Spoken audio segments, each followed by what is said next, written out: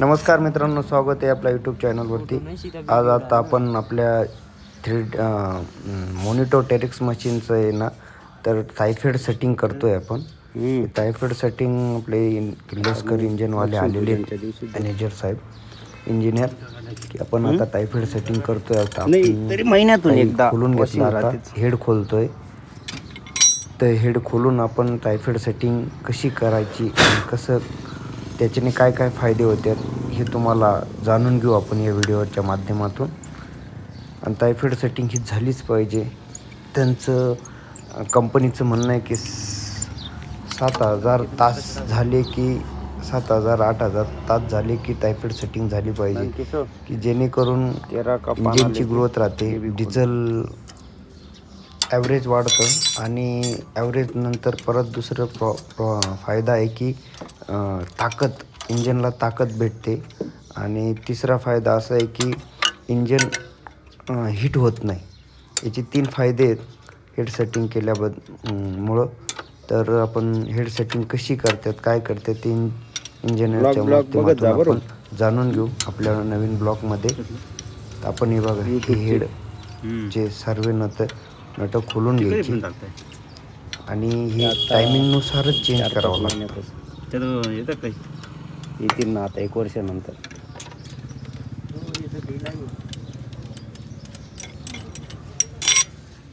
दुसरा problem heat न होण्यासाठी आपण पुढचे रेडिएटर पण खोलून घेणार आहेत, की तिथे एक डबल रेडिएटर राहतं ना, की दोन्ही रेडिएटरमधून कचरा जातो. तो कचरा गेल्यावर हवा, जे फॅन हवा ओढतं ते हवा ओढत नाही.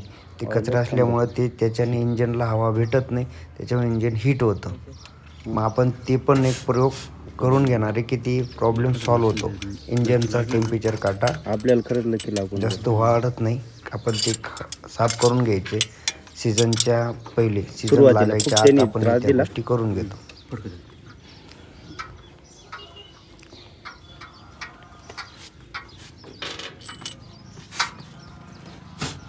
सर्व कचरा साफ करून घ्यायचा हेड काढण्याच्या आधी, की जेणेकरून एकही कचरा आत गेला नाही पाहिजे, की त्याच्याने परत इंजिनमध्ये पूर्ण ऑइलमध्ये कचरा जातो. त्याच्यामुळे ते पूर्णपैकी काढण्याच्या आत आजूबाजूला जेवढाही कचरा आहे तो पूर्णपणे डस्ट ती बाजूला बाहेर काढून घ्यायची. खूप घाण, मगच आपण हेड बाहेर काढायचा. नळी अशी टाकून, एक नळी आहे, मी जिथं हात लावला होता ती नळी जरी जाम राहिली की इंजन ताकद करत नाही. खालून ती पण साफ करून घ्यायची मित्रांनो. खालून एक नळी वगैरे टाकून किंवा काहीतरी असं पूर्ण की त्याला बर येतं, बर पूर्ण साफ करून घ्यायचं, की त्याच्याने पण इंजनची ताकद वाढते.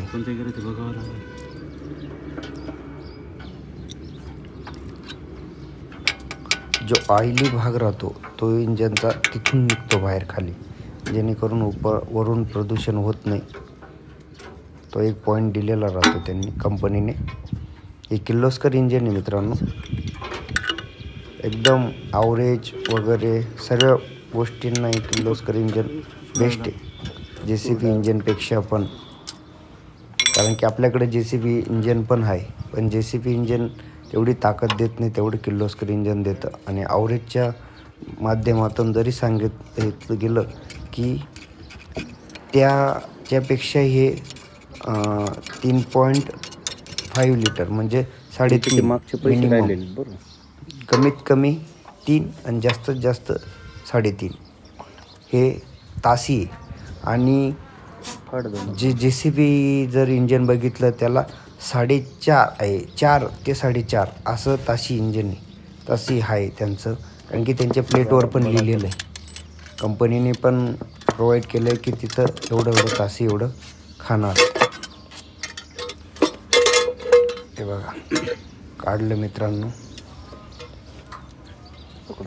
ते पूर्णपैकी. आणि हेड खोलताना हेडची पॅकिंग नवीनच घेऊन यायची, की जेणेकरून ती आधीची पॅकिंग राहते ती खराब झालेली राहते. आपण जेव्हा हे बघा डस्ट, आपण जे एअर फिल्टर साफ करत नाही त्याची डस्ट खूप आत गेलेली आहे. आपल्या आधीची फिल्टर खराब झाले होते त्याच्यामुळे ही डस्ट, हे बघा ही डस्ट काढली हे एवढी डस्ट यायला नको की त्याच्याने इंजनला लोड होतो.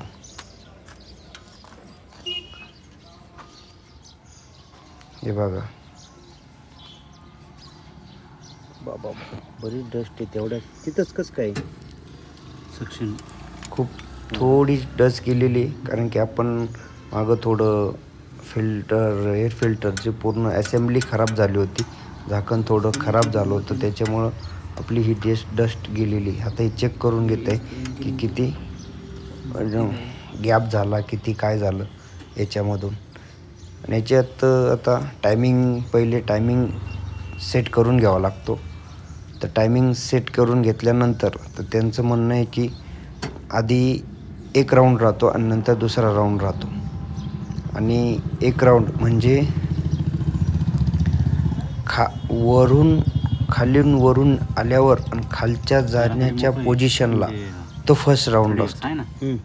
त्याला पुरं जाम करून जेणेकरून आता ब्लॉक वरून खाली जातोय जो ब्लॉक वरून खाली जातोय तो फर्स्ट राऊंड असतो. इंजिनची फार अवघडच काम.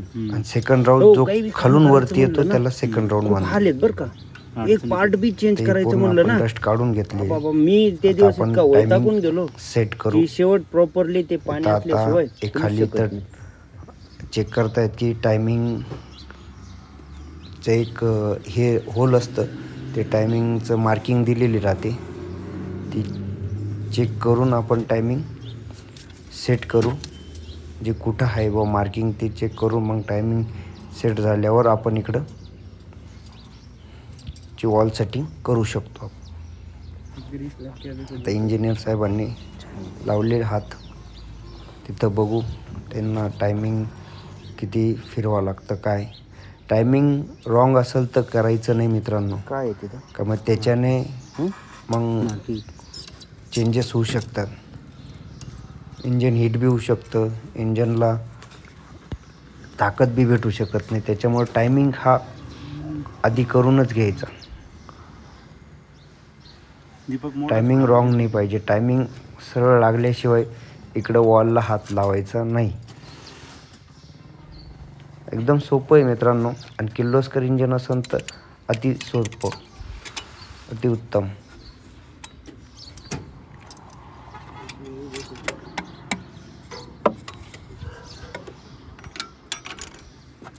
बेल्ट दाबात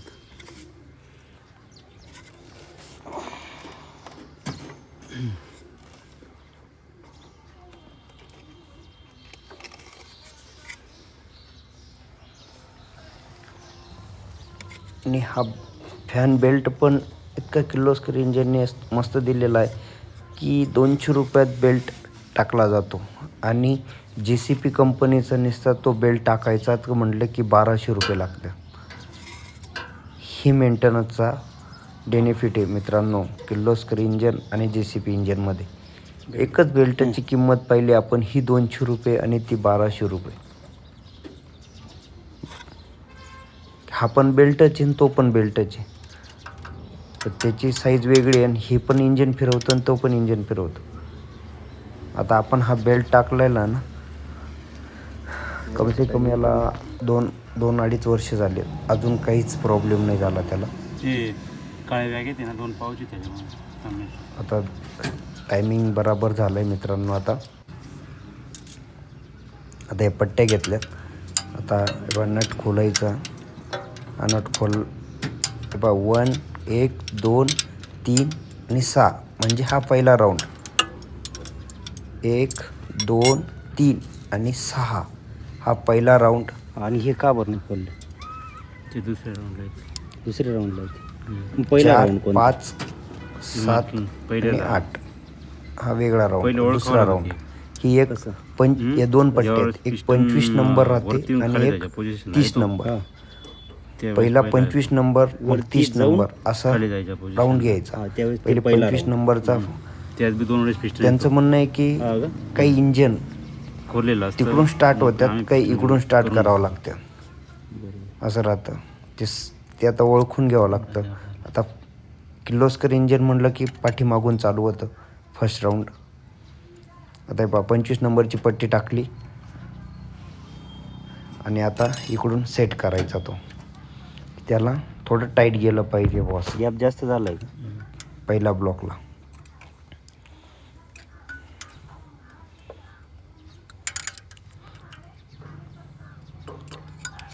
गॅप जर जास्त झाला तर ती डिझेल पट्टी जास्त थोडी खायला हार्ड लागतं. गेली पाहिजे. इंजिन तापतं असं मध्ये गॅप एकदम 25 नंबरचा गॅप आला पाहिजे. अशी थोडी टाईट निघली पाहिजे पट्टी. आता 25 नंबरची झाली सेटिंग पट्टीची. आता आपण 30 नंबरची पट्टी घेऊ. नंबरच्या पट्ट्या आहेत काय? ही 30 नंबरची पट्टी. आपण इथं किती गॅप आहे, सरळ जाते.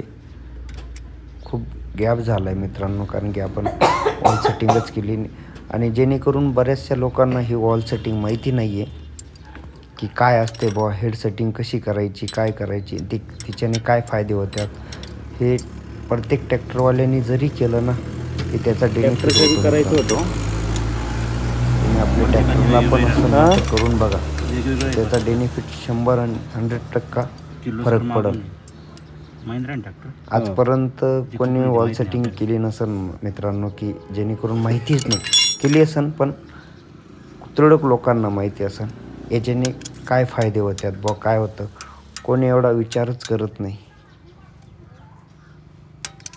आता 30 नंबरची बी पट्टी झाली. 1 आणि 2 हे 2 झालेत. ते पण चेक करून घेतात किती आवाज येत आहे. 25 नंबर इजी जाते.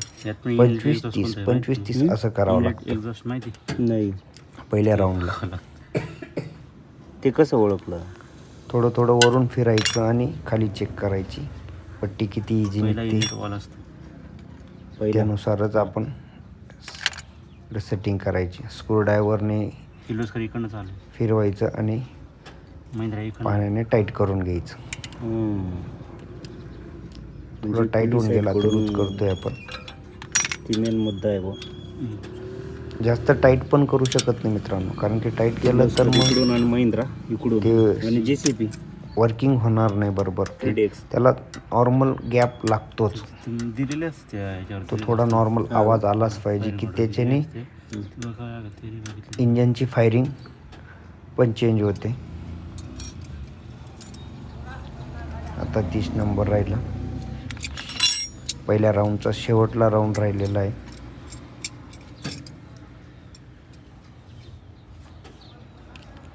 आणि प्रॉपरली मित्रांनो माहिती असेल तरच करायचं, नाहीतर एखाद्या इंजिनियरला, एखाद्या मेकॅनिककडून हे करून घ्यायचं. खूप फायदेशीर गोष्टी राहतात आणि पळायला पण 32 नंबर का? खूप स्पीडली येतं इंजिन. स्ट्रॉक जनरेट करतं ते. एक 30 करायचं आणि एक 25.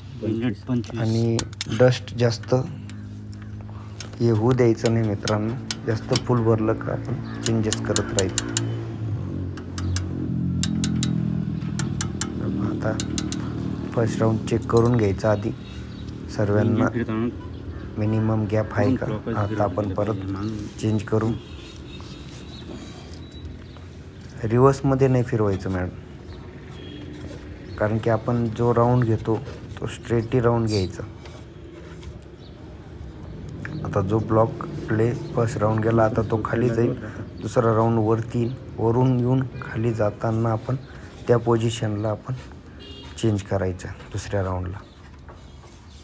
कॉम्प्रेसर उतरायला लागलं म्हणजे खाली, म्हणजे इंजिन डाऊन होत आहे का? फाउंडेशन चेंज केलं ना ते नाही. मग कॉम्प्रेसर प्रॉपर नाही करत नाही ते एवढं इंजिन फिरत नाही. हां का? थांबा.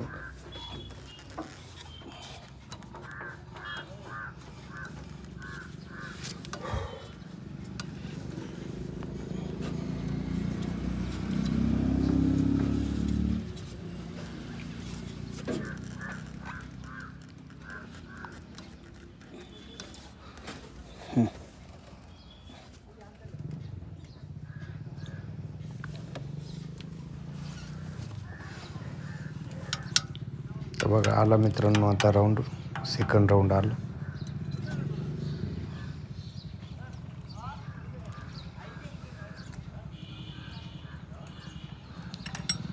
बघा किती गॅप आहे, लगेच पट्टी निघून जाते. आता 25 नंबरचा आहे, 1 2 3 पट्टी आपण टाकली. आता 1 2 3 6 बाकी उरलेलं चेक करून घ्यायची 2 पट्टी, 3 त्या हिशोबाने टाईट करायची. नंतर मग उरलेले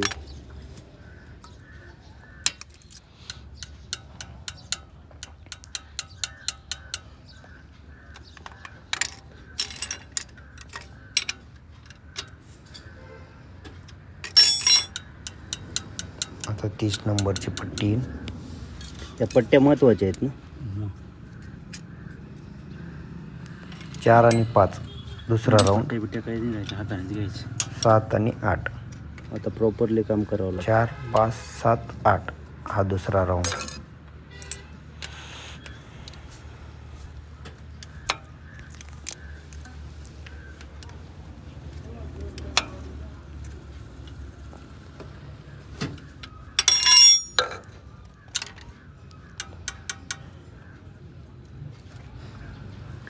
एक 2 6 पट्ट्या उचल रे नंदकिशोर.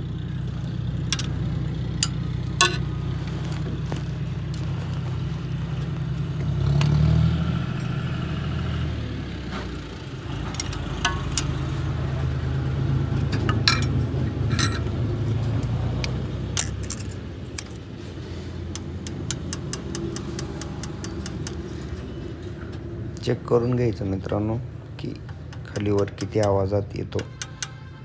सर्वांचा ट्युनिंग एकच आली पाहिजे.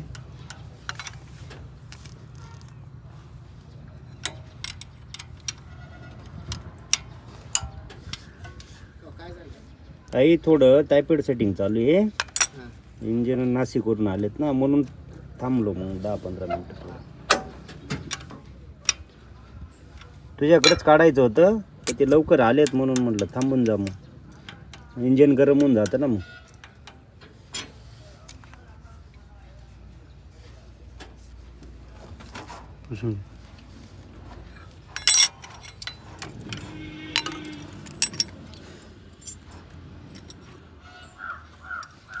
तर मित्रांनो आपण याची डस्ट काढून घेऊ, थोडी जी एक्स्ट्रा डस्ट आलेली आहे स्क्रूड्रायव्हर त्याचं थोडं साफ करून घेऊया. बघा थोडी डस्ट आहे, आता खोललेलं आहे म्हटल्यावर थोडं साफ करून घेऊ.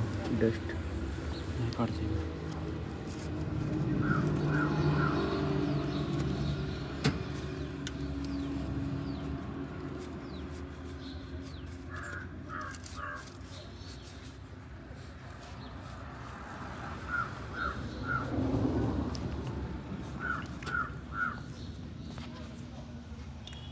ट्रॅक्टर घेऊन आलाय का? काही प्रकार नवीन पॅकिंग टाकतोय आपण. उलटा कर. नवीन पॅकिंग टाकली, हो हो आपण चालेल. फिटिंग फोन करू. कर. झालं आपलं काम. नट रहीने दो. तर हे फिटिंग एकदम टेरिफिट करावं लागते की परत तिथून लिकेज नाही झालं पाहिजे.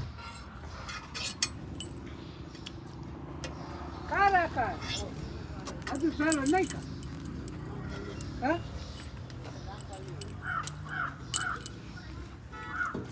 काय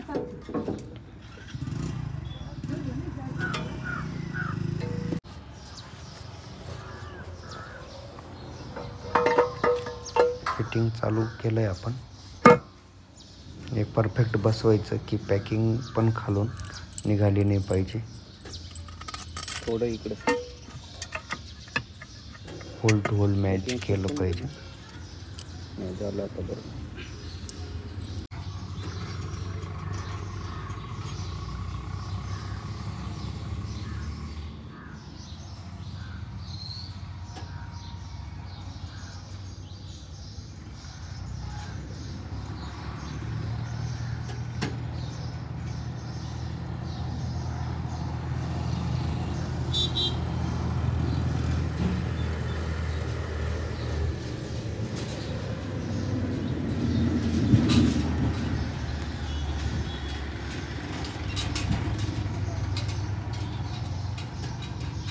एक प्रकारे पॅकिंगच तयार होऊन जाते का.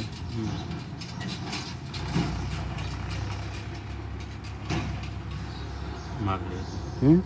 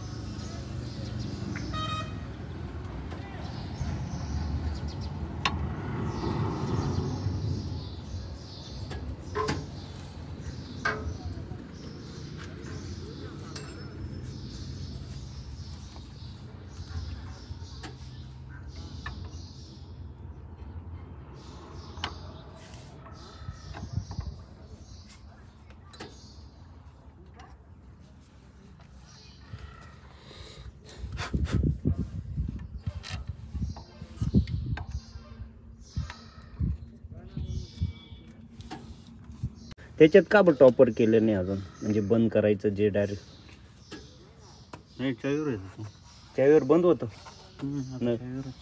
नाही ना, टॉपरच आहे ना. कोणत्या CPCB 4+ला हां, मॉनिटर एक्सला नाही चावीवर.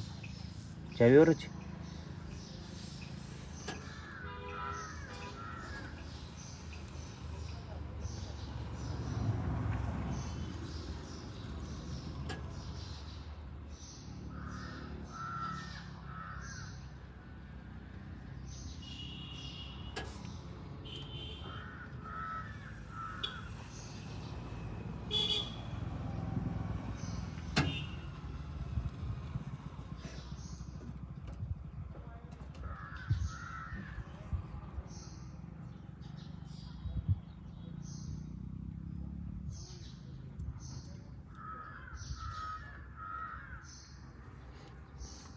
कोबाटा इंजिनमध्ये ताकद नाही हो, आणि डिझेलची बी कॅपॅसिटी नाही आहे त्याची, डिझेल जास्त जातं.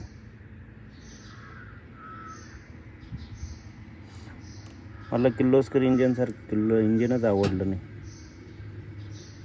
काम करायला इथलं सुटसुटीत, काही प्रॉब्लेम राहू द्या फोनवर सॉल्व्ह होऊ शकतात, जसे दुसरे नाही होणार.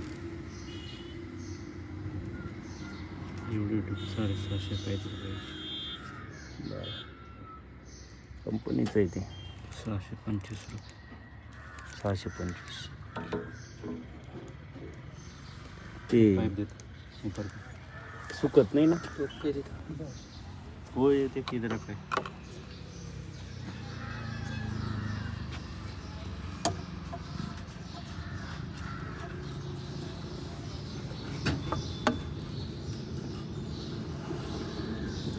बोल्ट दीपक, बोल्ट ती 4 बोल्ट 4 बोल्ट खाली ठेवलं.